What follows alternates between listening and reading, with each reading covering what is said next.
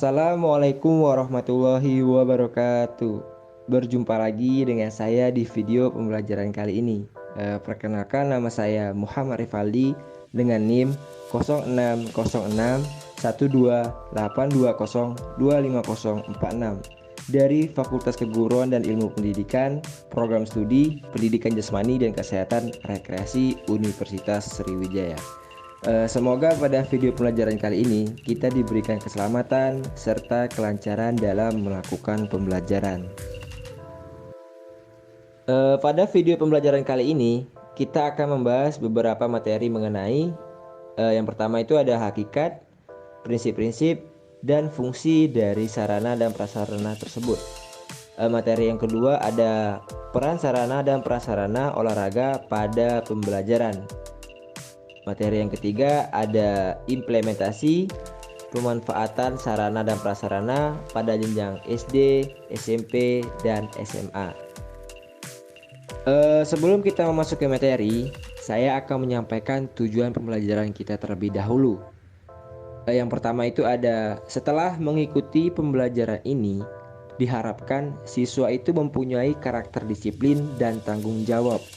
Yang kedua, siswa dapat menjelaskan hakikat, prinsip-prinsip, fungsi, dan peran serta implementasi pemanfaatan sarana dan prasarana pada jenjang SD, SMP, dan SMA.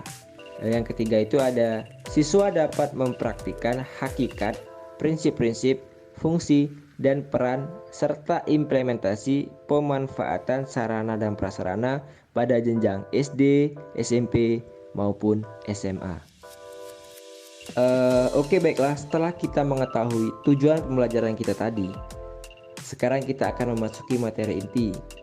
Materi yang pertama diawali dari materi hakikat dari sarana dan prasarana.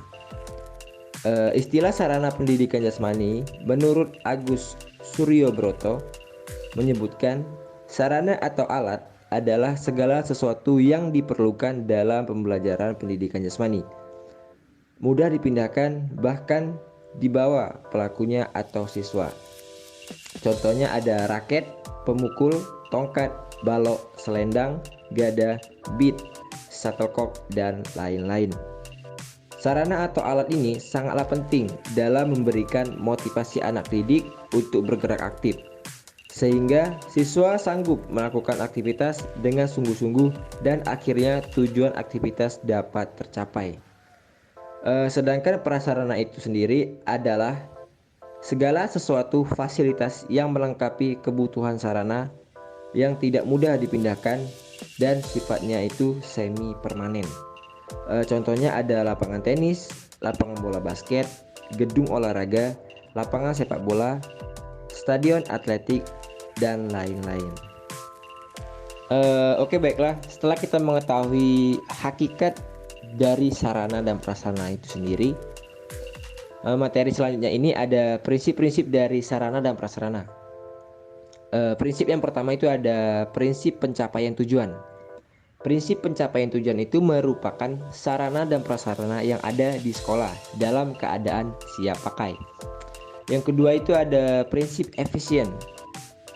Prinsip efisien merupakan pengadaan sarana dan prasarana harus dilakukan sesuai perencanaan yang ada.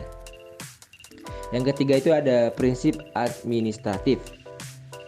Prinsip ini merupakan manajemen sarana dan prasarana yang memperhatikan undang-undang, peraturan, instruksi, dan petunjuk teknis yang ada.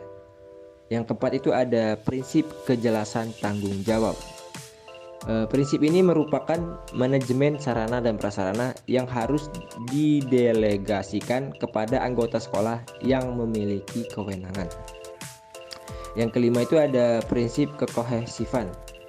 Prinsip kekohesifan ini merupakan manajemen sarana dan prasarana yang harus terrealisasi dalam bentuk proses kerja yang kompak.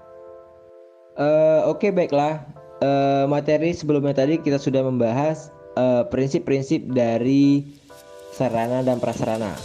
Materi selanjutnya ini kita akan membahas fungsi dari sarana dan prasarana itu sendiri. Secara umum, sarana dan prasarana itu mempunyai 4 fungsi utama, yakni yang pertama itu mempermudah proses kerja. Sarana dan prasarana berfungsi untuk mempermudah proses kegiatan supaya tujuan bersama dapat tercapai. Yang kedua itu mempercepat proses kerja. Selain mempermudah, adanya sarana dan prasarana juga mempercepat proses kerja suatu organisasi atau lembaga. Yang ketiga itu meningkatkan produktivitas. Produktivitas kegiatan dapat meningkat karena terbantu oleh adanya sarana dan prasarana. Dan yang keempat, hasilnya lebih berkualitas. Oleh karena produktivitas meningkat, hasil kerja juga lebih berkualitas. Karena adanya sarana dan prasarana dapat mempermudah serta mempercepat proses kerja. Oke, baiklah, materi selanjutnya itu ada peran dari sarana dan prasarana dalam proses pembelajaran. Dalam dunia pendidikan, sarana dan prasarana itu sangat penting karena berperan sebagai alat penggerak suatu pendidikan. Sarana dan prasarana pendidikan dapat berguna untuk menunjang penyelenggaraan proses belajar mengajar, baik secara langsung maupun tidak langsung, dalam suatu lembaga dalam rangka mencapai tujuan pendidikan. Sarana dan prasarana yang lengkap dapat memudahkan guru dalam menyampaikan isi pembelajaran kepada siswanya.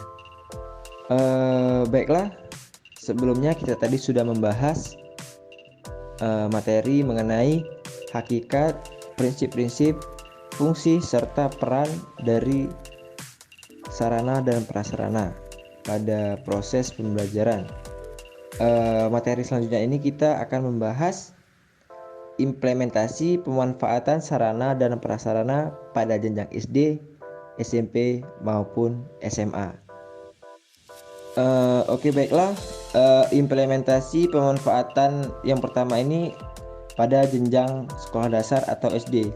Implementasi pemanfaatan pada jenjang sekolah dasar yaitu yang pertama ada penggunaan sarana alat pelajaran, alat peraga, dan media pembelajaran dalam proses pembelajaran. Penggunaan sarana belajar yaitu alat pembelajaran seperti buku paket, spidol, penghapus, dan papan tulis yang sangat membantu guru dalam menyampaikan materi atau bahan ajar dalam proses pembelajaran. Selanjutnya, manfaat penggunaan sarana belajar seperti alat peraga dan media pelajaran dalam proses pembelajaran yaitu mampu mengatasi kesulitan-kesulitan dan juga membantu guru memperjelas materi pelajaran yang sulit. Namun jika sekolah tidak menyediakan, maka guru berinisiatif membuat sendiri alat peraga dan media bersama siswa. Sebagai contoh, membuat gambar-gambar yang ada kaitannya dengan proses pembelajaran. Yang kedua itu ada penggunaan ruang kelas dalam pembelajaran. Bahwa penggunaan ruang kelas yang dilakukan oleh guru sehingga mampu menciptakan suasana belajar yang nyaman adalah dengan memperhatikan kebersihan ruang kelas dan melakukan pengaturan penataan tempat duduk siswa di kelas. Guru melakukan pengaturan tempat duduk yang bervariasi untuk menciptakan suasana baru dan menarik bagi siswa. Meja dan kursi belajar siswa diatur berkelompok, berjajar, berbaris, dan melingkar sesuai dengan tujuan pembelajaran yang hendak dicapai. Yang ketiga itu ada penggunaan perpustakaan dalam pembelajaran. Bahwa penggunaan perpustakaan dalam proses pembelajaran oleh guru adalah menjadikan perpustakaan sebagai objek kunjungan edukatif. Selain itu, ruang perpustakaan dimanfaatkan oleh siswa dan guru untuk mencari bahan bacaan atau pustaka untuk membantu menyelesaikan tugas dan memperjelas materi yang kurang jelas saat berlangsungnya proses belajar mengajar di kelas. Yang keempat itu ada kesesuaian penggunaan sarana dan prasarana dengan materi pelajaran. Pemilihan fasilitas atau media pembelajaran agar sesuai dengan materi pelajaran telah direncanakan oleh guru sebelum proses belajar mengajar berlangsung. Sebelum memilih alat atau media pembelajaran, guru merumuskan tujuan pembelajaran, materi yang akan disampaikan, dan metode yang akan digunakan dalam proses belajar mengajar. Selanjutnya, agar tidak terjadi benturan dalam penggunaan sarana dan prasarana, pihak sekolah melakukan penyusunan jadwal seperti membuat roster atau jadwal pelajaran dan jadwal kunjungan per kelas untuk menggunakan perpustakaan sekolah. Itulah tadi implementasi pemanfaatan pada jenjang sekolah dasar atau SD. Materi selanjutnya ini adalah implementasi pemanfaatan pada jenjang SMP. Di jenjang SMP ini mulai melakukan serta mempraktikkan secara langsung materi yang akan dilaksanakan di ruangan kelas, ruangan lab, ataupun lapangan. Adapun sarana dan prasarana yang dilakukan, yaitu yang pertama itu tujuan yang akan dicapai, seperti pemanfaatan sarana dan prasarana pendidikan yang dilakukan di SMP Negeri 7 Makassar, bahwa guru mengajarkan menggunakan sarana dan prasarana sesuai materi yang disampaikan. Pada pembelajaran penjas orkes yang dilakukan di luar kelas, menyediakan alat untuk praktek pada hari itu. Misalnya materi sepak bola, maka menyediakan bolanya untuk bahan praktek nanti di lapangan. Yang kedua itu, guru mengajarkan materi pelajaran yang sudah sesuai dengan media yang digunakan, seperti dalam pembelajaran olahraga sepak bola, di mana menggunakan bola kaki, permainan bulu tangkis menggunakan raket dan shuttlecock, maupun pelajaran lainnya. Yang ketiga itu, guru mengajarkan siswa sudah sesuai dengan materi yang disampaikan, dengan memanfaatkan sarana penunjang yang ada di kelas seperti kipas angin, agar siswa itu tidak merasa kepanasan dan menjadi nyaman dalam belajar. Serta pemanfaatan prasarana ialah ruang laboratorium, ruang BK, tempat olahraga seperti peralatan bola voli, peralatan bola basket, dan masih banyak lagi. Oke, baiklah, implementasi yang ketiga itu ada pada jenjang SMA. Implementasi pemanfaatan sarana dan prasarana pada pendidikan di SMA dalam rangka meningkatkan mutu lulusan yang dilakukan melalui dua aturan. Yang pertama itu ada membawa sarana ketika pembelajaran ke dalam kelas atau menghadirkan sarana dan prasarana ketika proses pembelajaran. Misalnya dalam pelajaran TIK, memanfaatkan sarana dan prasarana yang tersedia di sekolah dengan media elektronik, misalnya komputer, laptop, notebook, dan lain sebagainya. Selain itu, dalam pelajaran PAI dengan mempraktikkan langsung belajar sholat dan dengan menggunakan mukena. Dalam pelajaran biologi, menghadirkan langsung sarana seperti mikroskop dan mata pelajaran lainnya.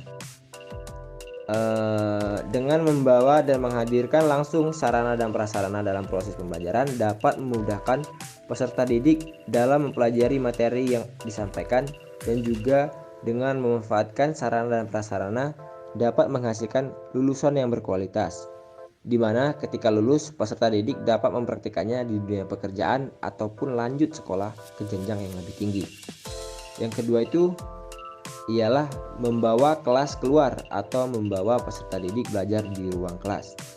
Misalnya study tour, itu kita ke museum dengan memanfaatkan sarana dan prasarana di sekolah. Dalam menggunakan sarana dan prasarana yang tersedia, sekolah selalu memperhatikan hal-hal berikut. Yang pertama itu mengatur jadwal penggunaan sarana dan prasarana agar tidak bentrok dengan kelas lain. Yang kedua itu memprioritaskan kegiatan pembelajaran inti, dan yang ketiga menugaskan seseorang dalam menjaga sarana dan prasarana. Assalamualaikum warahmatullahi wabarakatuh. Berjumpa lagi dengan saya di video pembelajaran kali ini. Perkenalkan, nama saya Muhammad Rivaldi dengan NIM 06061282025046 dari Fakultas Keguruan dan Ilmu Pendidikan, Program Studi Pendidikan Jasmani dan Kesehatan Rekreasi Universitas Sriwijaya. Semoga pada video pembelajaran kali ini kita diberikan keselamatan serta kelancaran dalam melakukan pembelajaran.